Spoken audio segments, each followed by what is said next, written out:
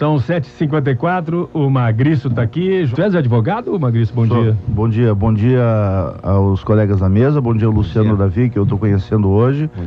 Bom dia aos ouvintes da Rádio Grenal. Tu temias o Luciano Davi do outro lado, quando havias Grenal? Não, pelo contrário, é um prazer conhecê-lo. Acho que a gente tem que tratar o futebol com muito respeito. Somos rivais, mas temos que nos tratar com muito respeito e aprender com a experiência de quem esteve lá no futebol, porque eu imagino que seja muito difícil. São 7h56, Eduardo Magriço, que venceu juntamente com o seu grupo, não é, as eleições do Grêmio, é a chapa 7 que está aqui, a chapa 2 também passou, duas chapas se elegeram agora no último sábado, na renovação parcial do Conselho Deliberativo do Grêmio Futebol Porto Alegrense. O que vale o jogo de hoje, na tua opinião, Magriço? Eduardo Magriço.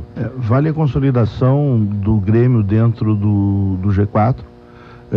Vale no Grêmio se aproximar da liderança do campeonato. Acho que o Grêmio não tem que desistir nunca de ter o Campeonato Brasileiro como objetivo. Ganhar hoje é a imposição do Grêmio sobre seus adversários, e o Grêmio joga em casa, e dentro de casa o Grêmio tem que ganhar contra qualquer adversário. Essa questão do Zé Roberto, tu observasse, né, o que falaram, especialmente o que falou o Quitolina, o João Batista Filho. Tu és advogado, eu queria que tu me desse uma opinião sobre isso. E o Luciano Davi, se quiser opinar também. Essa questão da renovação automática é possível, realmente é legal? Está clausulado, é legal. Está clausulado. Está clausulado, é legal, mas eu me lembro do Maxi Lopes, tinha uma cláusula parecida, e ele acabou não cumprindo essa cláusula. O Grêmio acionou ele na FIFA, e eu realmente não sei como está esse processo, eles acabaram fazendo um acordo ou não, mas tinha essa cláusula. O Max Lopes era obrigado a renovar com o Grêmio, não renovou, foi pro Catania, algum time da Itália, e o Grêmio acionou ele na FIFA para buscar a indenização. Sem dúvida é legal, mas eu duvido que qualquer jogador permaneça dentro de um elenco por conta de uma cláusula contratual. Eu duvido que um jogador renda sendo obrigado a assinar um contrato. O jogador só vai render se ele quiser muito estar naquele clube. Então, que é o que ele tem comentado, né? Que gostaria de continuar no Grêmio. Então, é uma questão de momento. Acho que a gente não tem que adiantar essa discussão, não ganha nada adiantando essa discussão. É uma discussão para ser tomada no fim do ano. A discussão que a gente tem que ter agora é se o Zé Roberto tem que estar entre os 11 titulares ou não. E, na minha opinião, ele tem futebol de sobra para ser titular do Grêmio. Perfeito. 8h08, tem que pedir café pra tia lá, Daniel. Já pediram? Porque o Eduardo Magriço veio com sede. O Teló disse que já pediu, a tia Eva, e daqui a pouco chegou o cafezinho da Pampa aqui, da Rede Pampa de Comunicação, da Rádio Grenal, para o Eduardo Magriço, e uma segunda dose, né, de café para o Luciano Davi. Tu já fizesse algum contrato assim, né? Eu acho que tu já pegasse a barca andando, não chegasse a renovação, né? Não cheguei a pegar. Renovação de contrato, não. Cheguei a pegar. Todos os contratos que nós fizemos no ano passado, eles ainda estão vigorando, e alguns vencem agora no final do ano, outros na metade do ano que vem. Marcelo Meneghini está nos ouvindo, está em Caxias do Sul, mandando um abraço para vocês. Ele é gremistão de Quatro Costados.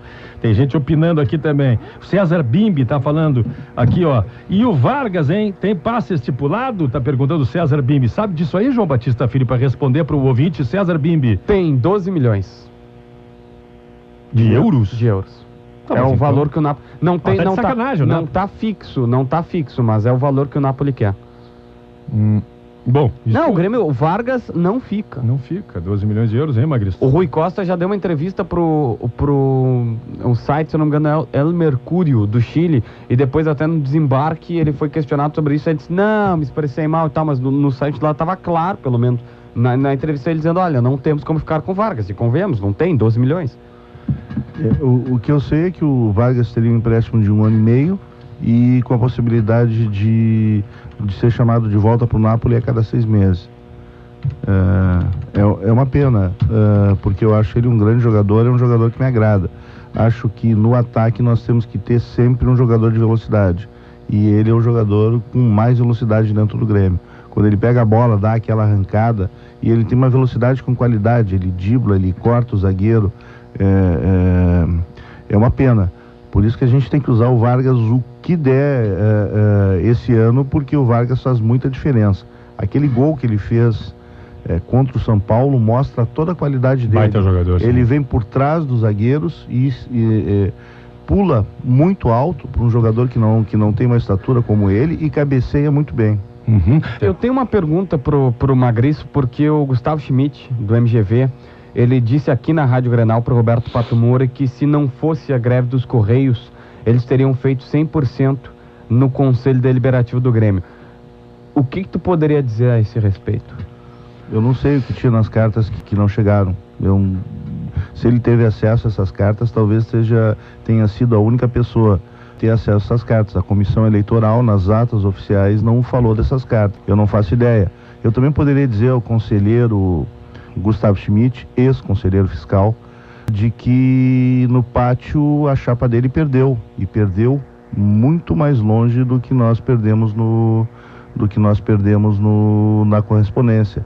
A nossa chapa fez 27% no pátio, no pátio. Se não tivesse chovido, certamente nós teríamos colocado mais conselheiros. Então, cogitar sobre... O Schmitz é da chapa 2. Eu realmente não sei bem de onde é o Schmitz. Do Movimento Grêmio Vencedor, chapa 2. Pelo jeito tu tá meio magoadinho. Não, óbvio que não. Acho que o jogo... Mas tu não sabe, ele é o líder do Grêmio Vencedor? Ele é o líder do Grêmio Vencedor? Não é? Então, acho que no pátio nós fomos muito bem. Eu quero falar da nossa chapa, que foi muito bem no pátio, fez uma festa maravilhosa, ocupou todos os espaços, conversamos com muitos torcedores, muitos eleitores e fizemos uma votação absolutamente expressiva. O João Batista Filho estava lá acompanhando o voto de boca de urna e era surpreendente como as folhas de quem fazia a contagem acabavam por causa dos votos que eram computados para a chapa 7. Então é disso que eu quero falar. Nós fomos muito bem, pena que choveu e a nossa votação não pôde ser tão expressiva quando o tempo firmou. Eduardo Magriço, o pessoal está te mandando abraços e abraços e abraços aqui, não é? Um abraço a todos. O Thiago Floriano também te mandou um abração, ele que ganhou um dos ingressos, era da chapa 3. E está dizendo que está te chamando de presidente aqui, né? Eduardo Magriço, pelo trabalho também no Conselho Fiscal, ele está te elogiando aqui também, viu?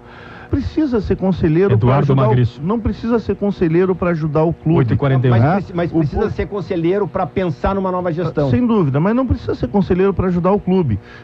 Eu estou muito feliz pela nossa chapa ter colocado um número expressivo de candidatos.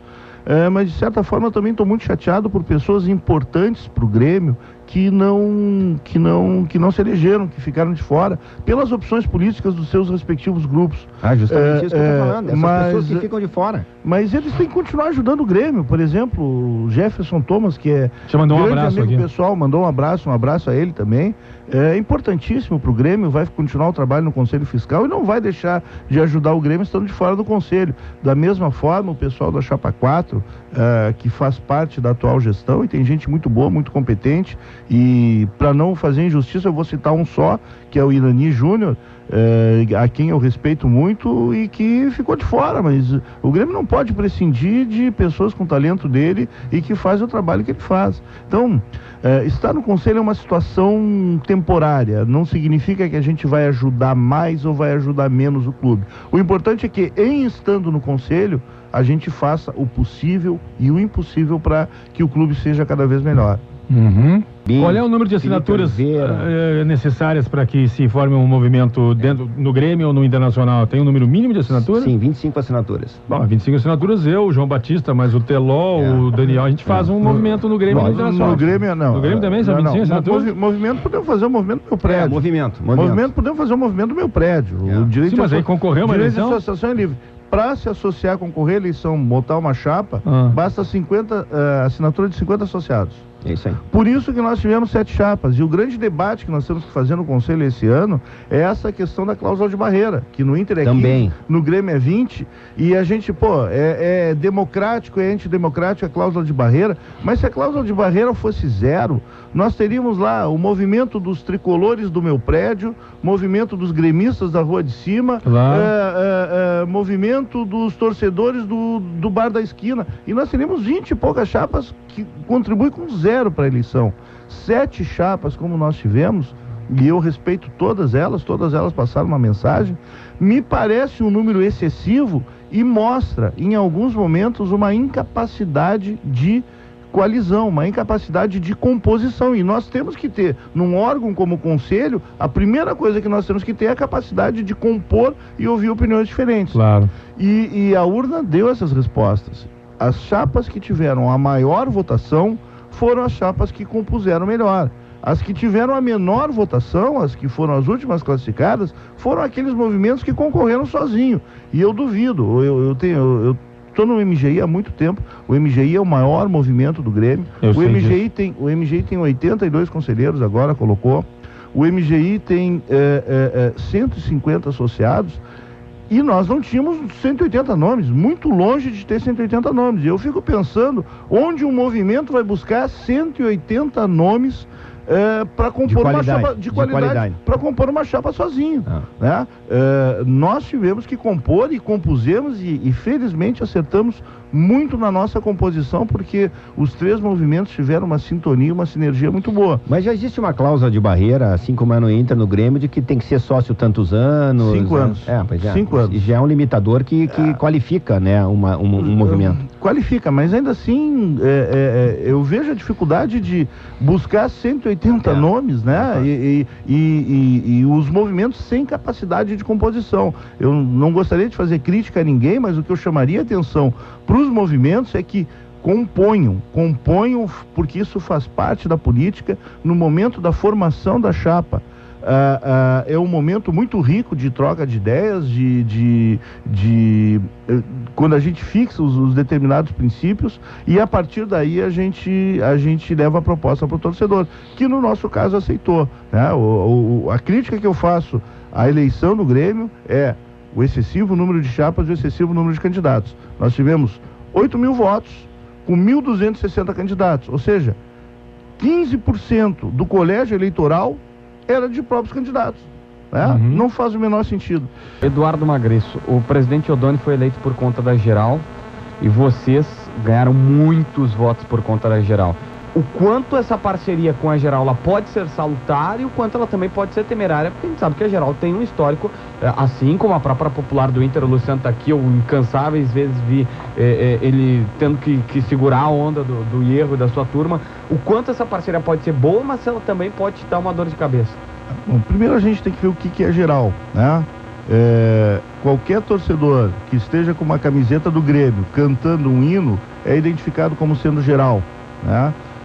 Acontecem incidentes naquele espaço que são creditados a geral, e eu não concordo. Eu tenho acompanhado muito de perto, até por conta dessa aliança, o trabalho que a geral faz, que os líderes do movimento fazem para controlar aquela população e torcer para o Grêmio, e efetivamente ir para o estádio para incentivar o clube, e esse trabalho que a geral faz é fantástico. Então, qualquer coisa que acontece naquele espaço é a geral e imediatamente, não obstante as imagens, identificam as pessoas.